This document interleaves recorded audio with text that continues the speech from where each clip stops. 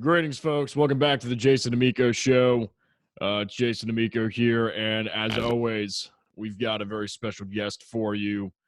I've had the privilege of working with this fellow creative, and after doing a little bit more homework on what the scope of his work entails and his resume today, it's just like I have even more respect for him now, even though I had tremendous amount of respect beforehand. Our guest is a film and TV director, producer, writer, and editor. His feature films and more than 50 short films have been in competition at over 200 film festivals worldwide. He's been featured on the national public radio shows, The State of Things with Frank Stasio, and The Story with Dick Gordon. He's received endorsements from major public figures such as Governor Beverly Perdue. Carolina Style magazine recognized him as one of the 25 most stylish people influencing positive change in the Carolinas through his films. He's got a background in theater. Has done 13 original theater productions in Raleigh, North Carolina from 1998 to 2004. Whole bunch of stuff, whole bunch of new things in the works. I am very excited to announce Mr. Rob Underhill. Thank you for coming on to the show. How you doing? Jason, Doug here. I've been a big fan of your show, so it's great to finally have a chance to be on and talk to you. Well, it's great. It's great to have you. And this has been a long time coming for the last couple of months, trying to lock down a time. And as unfortunate as quarantine is and COVID-19 is, we're getting a lot of podcasts done. We're just trying to make the best of it. So I'm just glad to see a friendly face on the other end. Absolutely. Same here. So let's get into your beginning stages a little bit, if you would allow me to indulge for a second, and really just kind of talk about how you got into filmmaking and even some of the musical theater background. I know that was earlier on in your career, but I'd love to hear about that a little bit. And just have at it. Okay. Sure. So moved to North Carolina in 97. Soon after, I was going to Wake Tech Community College, and I helped form the first ever drama club there, and started doing play production, first writing, then directing, and then doing producing, and then kind of doing it all. Eventually, we took that into the community, so we got to do some productions with live audiences in the community, which is really fabulous. And then I got into filmmaking right around 2005. I worked on the first project ever with this fella named Arvin Ragapathy. He's a top North Carolina cinematographer and now director and producer. So I've been working on him for a lot of my titles.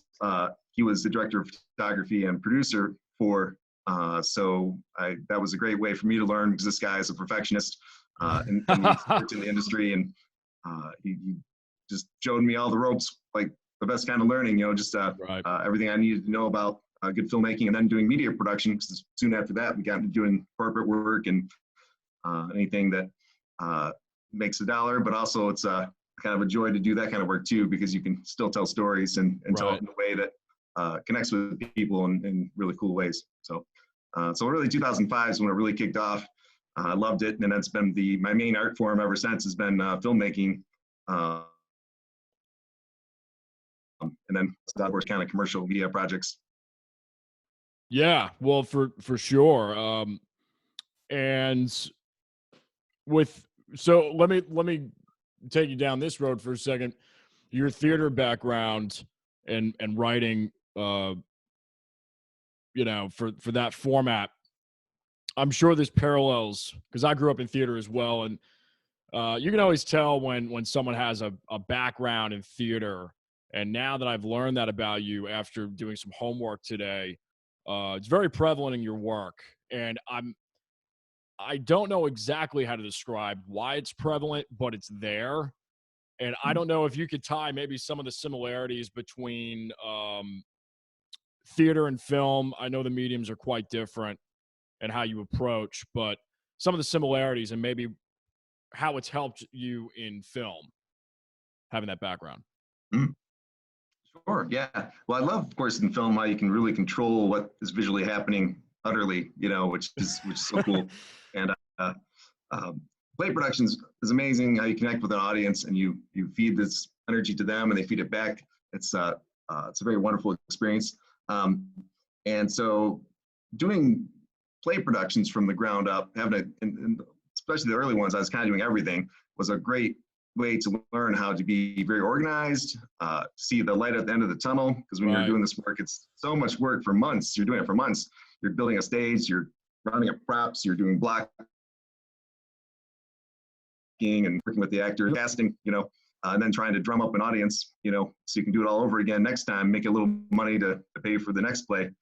So this is similar in that there's a ton of resource that goes into it when you're, especially if you're an indie filmmaker doing a project in particular all by yourself, or you're maybe the main person doing it, wearing all these hats. You have to be very organized and also have kind of a skill set in all these different categories. I've done a little bit of acting as well, so that gave me a chance to understand actors better. But I'd say the biggest takeaways would be just seeing a whole complex project from beginning to end, and then being able to take those skills and then rebuild them for the filmmaking type thing. So that's right. It's really wonderful. And one fun thing I like to do is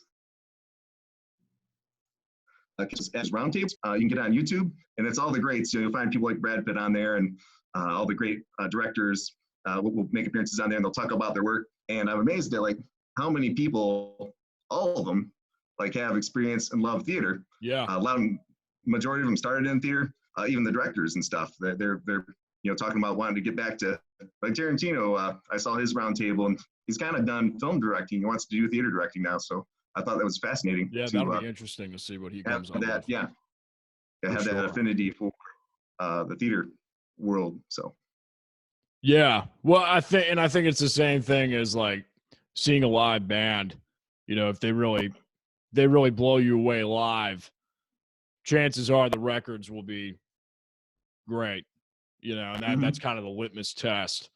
So if it works well in the room, and we've been working together on, and we'll talk more about that project coming up here in a little bit.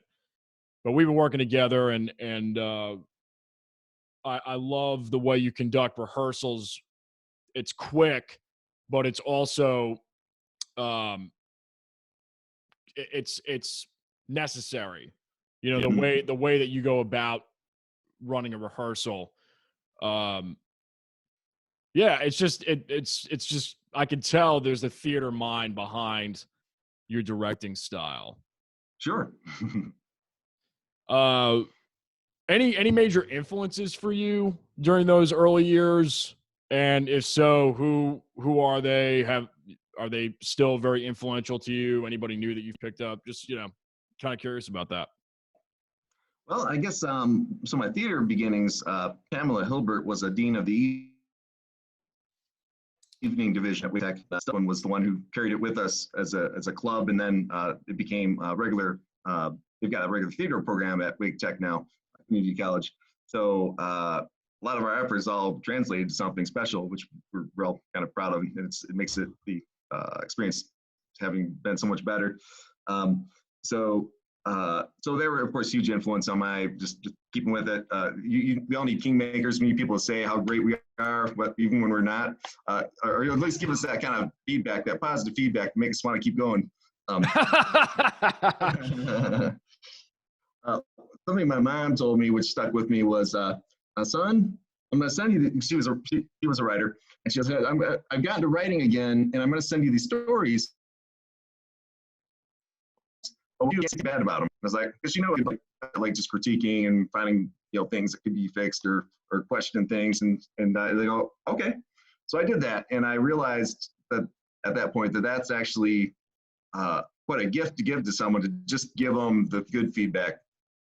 We could all use some constructive criticism. It's a very positive experience, but for a lot of artists, they can't exactly handle it. It's kind of it's a huge detriment on their motivation to push forward. And I got that, when she said that, it stuck with me years ago. that where you can, try to give as much positive feedback as you can, because you need to have that as fuel to keep trucking ahead. That's one thing I love about film festivals. It's a bunch of people excited to be there to share their stories and to get recharged, because everyone at the festival loves you. The directors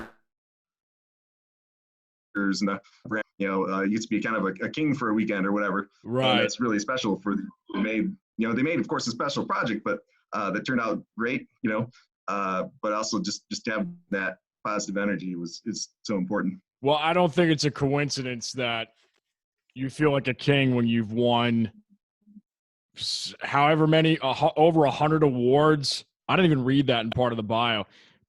Best film, best director, best screenplay, etc. So Yeah, it's pretty easy to feel like a king when you're doing something right. Yeah. Well, I'll tell you what the holy grail is for the filmmakers, the indie filmmakers, is to get into the Academy festivals. And I only finally got into one a couple years ago, and I've gotten into a few now. But that's the like the Sundance or Seattle or St. Louis or Cannes. Those are the kind of special ones that you know you've kind of arrived at a certain level of craft when you get selected for that kind of venue. But you can't hold too much on those as well. You could be making brilliant things and just not be able to afford the entry fees, for instance, because they're all very expensive to just enter in. And a lot of times you need someone to kind of help push you forward to kind of like to let the people at the festival know about you, so that they take a closer look, because they've got to sort through thousands of entries to find just a few. And there's a very good chance, even if you got something great, it won't get selected. But it's a numbers game, many times, which is unfortunate, but it is what it is. Creative process for you and methodology, and this is really like broad paintbrush type question answer, but what is your creative process as far as developing the story, if it's an original piece, because I know there's like two different worlds where you're getting a piece of material coming in from a client that you need to produce, as opposed to filmmaking and writing your screenplay, putting it into manifesting it into the world, post-production, and making a deliverable out of it. Just some thoughts on maybe those two worlds and which one you enjoy more and how you go about it. Sure. So sometimes you get hired for different things. Like I've been hired to just direct, so produce, or just to edit. So you really focus on that angle. Guide me again. What's kind of the question? Your creative process. Let's take it from the angle of like processing that I got lost in it. I was like, okay, I'm gonna get into my process, and I got lost in there. And it's just kind of how it is. It's such a medley of things going on. It's almost like an A-type personalities, like Funland, because you can bounce around so many places. Even if you're the director, that alone, you're kind of keeping an eye on all the different processes all at the same time, and weighing in where you need to, or just giving feedback and feedback loop and making it happen. But the process is I love all the different parts of it, and it kind of comes in phases. And sometimes you approach it all different ways. Like sometimes you start with an actor, love to work with them. So I think I found a project that'll fit them, and then let's build from there. Sometimes you hand it a script. I think that's most of the time how it happens. And you build it from the ground up from there, which means you find the actors and you start scouting locations. You found people for your team, for the art department, and for you might need a location scout. You might need someone to start building props and building things to go on the set. And of course, all these things can kind of happen simultaneously. You start working with a lighting designer at some point, to create the look and feel. And this could be your director of the art department, but sometimes you really try to capitalize on different people's skills that come to the table when you're working on a project. So the process is kind of, you just do what needs to happen when it needs to happen. And that, while keeping really organized, you also keep flexible so that magical things can happen, because you never know if someone's going to say, hey, I've got this Abrams battle tank you can use in your scene if you want. And I'm like, well, it's a romance. I don't have a scene like that, but why not? So then you gotta use the Abrams battle tank because it's available. So they may have a kissing scene at the on top of the turret. Who knows? He's got to be ready for it. That's great. I had written down, and we'll start getting a little bit more specific here. Let me see. Oh yeah. So you said something that made me think about the music video that I saw. You did. It was a while back. It was like 2012 or something. Brandon Scott McLean. I won't fall down. Yeah. I thought that was great. And I'll see if I can put a link to that in the description box. But that was really inventive, like the skating rink and the instruments. That was really cool. Did you develop that idea with the band, or was that really kind of they came to you and was like, hey, what are you thinking for this? Well, I'd known Brandon McLean for a while, and he had this concept. He wanted to be on roller skates. He wasn't sure exactly how it all was going to come together, so we developed it with him. But of course, the whole band's on roller skates. We built a platform for the drum kit along with it. Right. And then we had a system of we had a couple of rickshaws that had the camera systems on them, like actual bikes with with the back part on there where we could like mount the camera. And so we had a very inventive kind of system to make that come alive. And that's part of the deal. You get like all these cards or these different elements, and you just have to find a way to piece it together. It's a puzzle, right? We see roller rinks, we got that. Sometimes you talk to the owner and they've got something special he can offer, like, hey, do you want black lights or crazy disco lights or that stuff? So maybe that becomes an element. And then you decide how all these things can play together to make the coolest thing possible. Part of it's the story, like, we want these things to happen, but then you kind of see what you have and develop it from there. That's part of the fun of the whole thing. Yeah, it's like intense problem solving, perhaps, in the sense of you've got it's like a giant equation.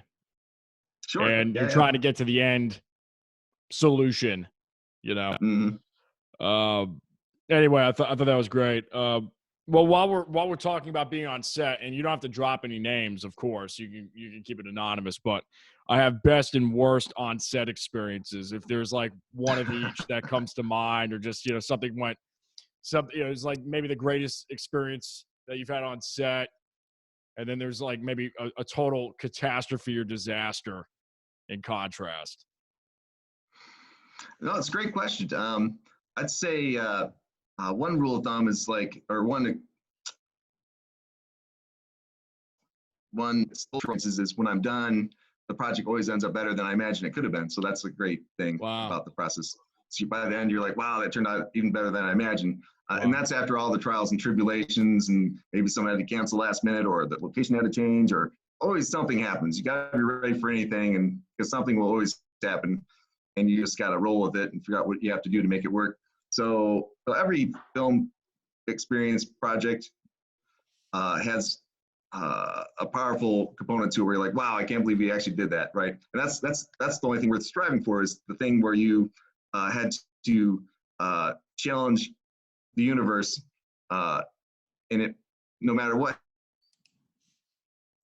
happens. And that's when that makes it all worthwhile, As far as bad experiences, a lot of times they get wiped out by the good experience at the end of finishing it. So, but I do, I guess the thing that most likely occurs if I feel like there's maybe someone in the team that's really not working with the others, it usually means that you probably won't work with them again, right? Because every single project is.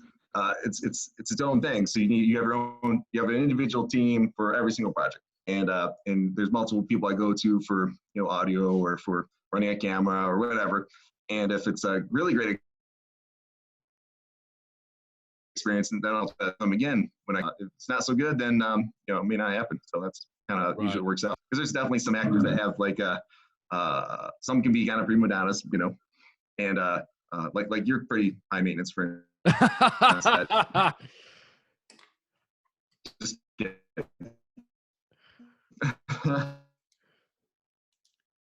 you just never know what you're gonna get. It's and there's always new people because when you're casting, it's you're always looking for the best talent, and you can end up with a doozy.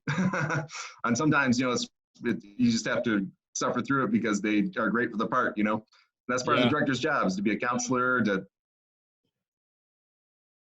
suffer and to feel the joy with the cast, and then do things. Wearing a lot of multiple hats. For sure. Let's talk a little bit about gear for a second, and which is a whole can of worms. But sure, yeah. I mean, just in general, any go-to pieces or setups that you just love to use over and over again. I love the way you work, because you're really you're a perfectionist, but at the same time you're not. Like, you're willing to take risks constantly. Mm-hmm. And when we were I was running a little bit of camera with you on some of the scenes that we were doing when I wasn't on camera, and it was just great, because it was like, what do you think of this? Oh yeah, we'll run with it. Well, are we gonna get some room tone? No, we're gonna wing it. Oh, okay, Rob. It was just cool to have, because everybody's got their own style, and it's like, wow, all right, cool. If it works for Rob, all right, man, fine. Let's just roll with it. Yeah. There's always a take where I roll the camera a little too long, and that becomes my room tone typically. But you sneak it in. Part of it's just it's very organic. Whatever needs to happen is kind of, you have to trust your instincts. It's always limited time. Sometimes you're racing the sun, like you got to get the shot in the next 10 minutes for the sun to be at the right angle, or else the world changes. Like golden hour is always something people run for. I guess so. Gear wise, like every project's different. So sometimes we'll bring in the guy with the camera that we like, that's really good at running that camera. So like a Red system, or we've worked with a lot of different systems, Canon or Alexa, or more Red than any other ones we've had on our shoots. And so that's very helpful to have someone with their own system and with product you like when it's done. And but I do have my personal go-tos, and when I'm doing my personal projects, of course, on New Memories, we're using the Sony cameras, and they're really nice. I'm enjoying that experience. That's my first time using the Sony cameras. Yeah. I recently got into the ecosystem for Panasonic, the Micro Four Thirds system, and I love just having them small, powerful. They've upgraded all their firmware, so it's like up there with the big dog. You can get like really stable shots with just you and a camera, and I love that. I love being able to create the speed of thought. Not like, what would be awesome is pushing. Right, we'll set up the rails. We'll set up these big giant lights. Let's do this. Let's flag over here. Let's have someone over here with a boom. You want to be able to like get that scene at the similar or even better, because you're imagining it at the moment. And if you can make it come true right then, it really can be amazing. Make it happen quick. Whereas, but if you like take forever to set it up, by the time we get there, like it's not anymore, or they maybe lost the spirit. Who knows? So it's nice to be able to get the kind of shot you want at the speed that you want to get it. And when you've got like $1 million budget, sure, you can have like a crew that goes that fast, because you're paying them a lot of money, and they've got the kind of gear and stuff for that. But when you're on a smaller thing, you want your equipment to be super versatile, and that's something that like the Micro Four Thirds system gives you the chance to use, because then you can like bring down the smaller lights, smaller everything, and and get the same kind of quality out of it, and be very creative with the shots. And that's a lot of fun for me. And I'm running with a Panasonic G9, and I've got the Leica lenses for it. I'm liking those a lot. And I've also got the Sigma lenses, which are kind of the famous art lens system. And so far I've shot just a couple of projects with them, so I'm looking forward to seeing what else I can do with those coming up. For sure. And let's talk a little bit about those in a second. Before we get to the new stuff, I do want to just take a couple of minutes and talk a little bit about some of the previous work that I've seen. It's incredible. I just wrote very thought-provoking, very deep. Your original material, I really resonate with it. And Sunday Fun Day and Homebound, those were the two that I was just like, oh my, well, and all of them are great, but those are the ones I had like really time to get into today. And I was like, man, this guy, what I love about your work is you just bring out the best in filmmaking. That's the only way I can really put it, is like, it's everything you'd want. And for those, because those are short films, it's like the amount of emotions that you feel for 7 or 8 minutes. It just really has that. It just resonates with you, at least for me. Really, really good stuff. No, thank you. So I mean, just any thoughts on those works? I'd love to hear just a couple of minutes on those. Or Darhe's another amazing feat. I mean, that's crazy. Somebody playing, your actor playing 36 parts. The plot's incredible as well. It's a very, it's a tough subject matter, but really, really great. Yeah. So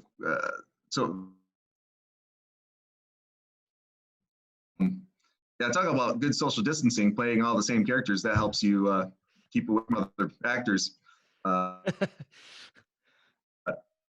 You were ahead of your time. Yeah, all those titles have a kind of a theme to that, Of course, Homebound, and I believe Homebound and are available online for people to view. So people should check those out if they get a chance. Sunday Fun Day, of course, is very much it takes place during this kind of pandemic, and we shot it 2 years ago. And I just imagine what would the world maybe be like. And so it's like someone who's OCD, he's kind of about them right in the beginning. You slowly figure out there's more to it, and then it's like, oh, okay, we're in this kind of like post-apocalyptic. I really enjoyed that, playing with that theme and what that world might be like. Yeah. Who would have known? And a lot of it's now, yeah. So, and people should check that out. We'll have the link below for that. Yeah, okay. Definitely gonna put that link there. Mm-hmm. And something else cool about Sunday Fun Day is it just got selected for national syndication. Wow. It's African American short films. Maxine Elwa was my partner on that film, and fabulous actress. Yeah. Just big North Carolina, and so they'll be playing that in TV stations all over the U.S. I think starting in January, so that's coming up. Wow. And then of course Homebound. Oh my gosh, talk about like another thing that sort of fits. He's this guy that does nothing but sits on his couch, on his mobile device, and it's also very much this discussion about what are we now, and what he's got this kind of weird relationship with his kids. He's got no relationship with his wife. They both have kind of this very big disconnect, and it speaks to a lot of. We never see her. That's right. Mm-hmm. Which really, that makes it even more eerie in a way. Mm-hmm. The reality of it. Yeah.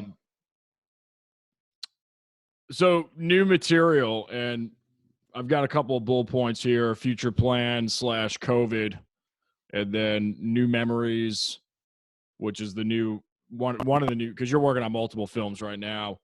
Yeah, let's talk about those points real quick. Future plans and what you've got coming up in the works. Sure.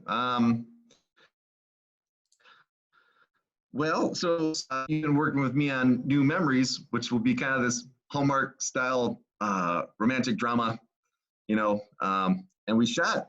It's a feature length, so it's a lot to it. Obviously, we finally got maybe halfway through the filming, so we got a lot left to go, but we've also got quite a bit done. So It's kind of this weird place where I'm, editing material that won't reach the rest of the material until who knows when we'll be able to have a chance to resume filming that. But I'm very excited. I mean, I love the acting. You all are doing a fantastic job. There's a lot of just showing up and making it happen rather than extensive planning, which is a lot of fun. I enjoy doing that. Working with Brian Wynn and his camera systems with Sony. Evelyn Putnam is amazing with makeup and hair design, and also in this case, she's the executive producer. So Evelyn Putnam's been a joy to work with. And she's, of course, a Raleighite herself. Yep. All the actors are really doing a great job. So that's a joy and a lot of fun, and we just play with the genre. It's got some interesting kind of darker moments to it, which is not very hard. That's different. But I don't know. What do you think about the story so far, Jason? Oh, it's just been great. Every time I'm on set, I'm just cracking jokes and probably delaying the process by an extra 30 seconds each take. But you got to throw those boom booms in there. That's right. We had Brian on. I think it was actually last night. We finally shot his as well, and nice. I had him tell the boom boom story. That everybody, has been asking, like, what the hell does this mean? It's like, well, now it's documented. Now you know. So, yeah, man, I mean, just really great to have you on. I've got one more bullet point here, and it's kind of a personal thing. It's different for everybody, but faith and spirituality and the creative. Is there some sort of intertwining there for you? Anything you want to talk about with that as far as the merging between the two worlds, if there is one for you? Well, that's an interesting question. As a director and a storyteller, part of my job is to bring in faith and spirituality, and it's intersect with human nature and telling the human story. And some of my characters don't have faith, some do. Right. I don't punish my characters for not having it or having it. I just tell the stories that seem to be true to the world. Personally, I have my own faith, which helps. I wouldn't say it guides me per se. Well, it does in such a way that how I want to treat other human beings personally. I can get grumpy on set, but in general, I try to be as good of a person as I can be in the world. And I have to say that I inherited that from Marvin because he's the grumpiest guy I've ever worked with. I was always the good cop. He's always the bad cop. I was always the good cop. And I loved it. I loved being the guy that everyone goes oh, thank you, Rob. And then he's like, Marvin, you hurt me again in my head. And so I realized that when he's not there and I'm shooting something on my own, I start turning into the bad cop sometimes. Gosh, I learned some of his excellent filmmaking skills, but also some of his grumpy skills. And I don't know what to do about it. I guess I'll just have to keep practicing. But faith and spirituality are. The other way to look at it is, it'll build character in everybody else. Mm-hmm. At the same time, you got to be, a lot of things are happening on film, and it's in the nature of actors, for instance, to want to play, and so you got to keep them on track so they don't play too much and go off track and not get the thing done. So it's a huge psychological wrangling. I mean, I would the things that I've directed and produced, I would say easily, and this is just my style, but 3/4 of the work is all psychological, getting people in the right frame of mind, making sure that the environment is, but then you got to juggle the technical aspect, the financial aspect, the time aspect. It's me tell you, you gotta, and I was gonna say this earlier, you gotta really love the craft to be a filmmaker. I mean, you've really got, because you're gonna bleed out of your eye sockets for film. Yeah. You would if you didn't like it. Yeah. Yeah. It's but I've loved it ever since the first short film I shot was over a whole weekend. We filmed a total of 40 hours and got 48-hour film of sleep. festival. It's a 40-minute short film. It's called Move Carry. I love it. It turned out beautifully, but it's like it was a marathon to shoot the thing. 40 hours of filming, 6 hours of sleep, and that's when I knew though that I loved it. So, what was that part of the 48-hour film festival? It was not. In fact, I never did that until I did my first one last year, and we got best use of the word. We won that, so that was cool. But that was my first time just last year doing that. Yeah, I did one way back. I was like a tween. I was like 12 or 13. And how'd you like it? It's fun, isn't it? Yeah, I was actually on the music side. So we wrote a song for the score. Yeah, and we recorded it very quickly. It was crazy. It was nuts. Mm-hmm. You know, I've never heard much about the music version. That's really cool to hear about it. Well, you know, it depends on what the project is. We were called in for that team, and yeah, I mean, we wrote a song, recorded it, sent it into the editing room, and while we were doing all of that, they were filming, you know, for literally however many hours straight. It's wild, man. It's a crazy ride. Yeah. Well, cool. I've got a little thing I like doing at the end, call it the shootout section. I'll say a word that's industry related for you, and you just say a word back, and there's no right or wrong answers. It's a fun little thing to do. All right, sounds good. Camera. Angle. It's good. Lighting. Essential. Yeah. Screenplay. Love it. Audio. Mixer. Yeah. Film. Production. Digital. Media. See if I can read my handwriting here. Story. Telling. Lens. Nice. Script.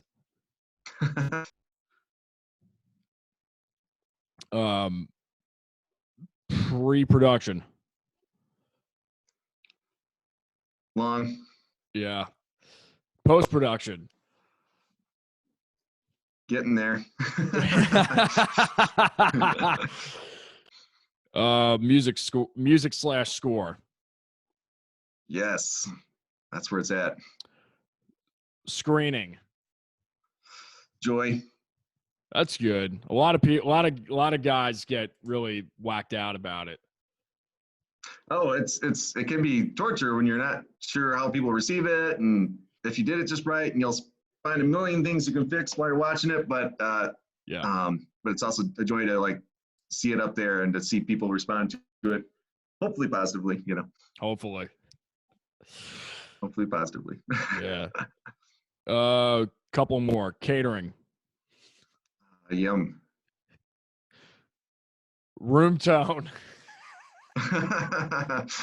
Nah. That's gonna be a promo clip. Glad you asked though. Keep asking because it'll be important sometime. Last I'm sure one. I'll find one. What's that?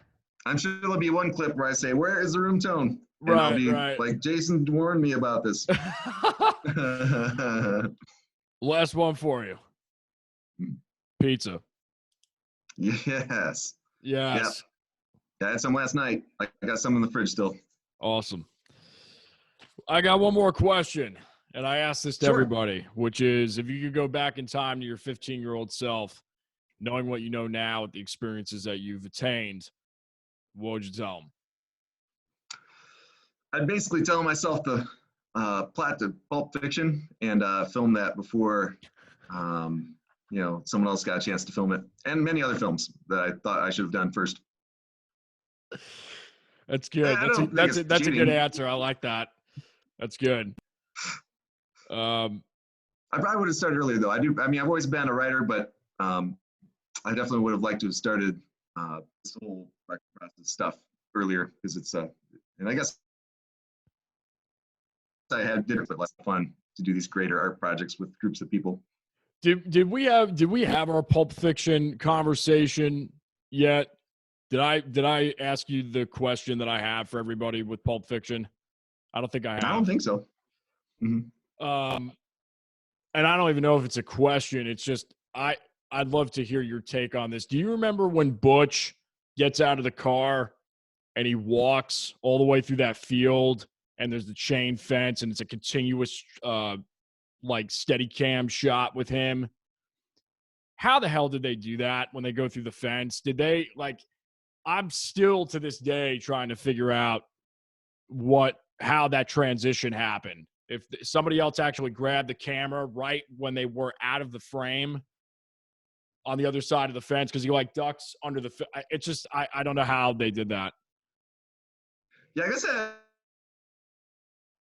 have to watch the clip. 1917 that just came out. It made it look like it's one continuous shot, but it's not. It's broken into pieces, and you just can't tell when it happens. There's either it goes by an object, and then they pick up the shot again, going by that object, and you just can't tell where on the object it was. So it seems like the same shot. Or there's whip pans, or it's like I'm looking at you and I'm whipping this other person, and you think it's the same shot, but it's not. They cut and do another whip pan into the shot. There's so many tricks, and but of course in Pulp Fiction, in Reservoir Dogs, there's so many shots where it was very long shots. It's that theater element that he loves so much to incorporate into his filmmaking. So it really could have been one long shot. And if you did that way, it might have been a very long crane. It could have been rails.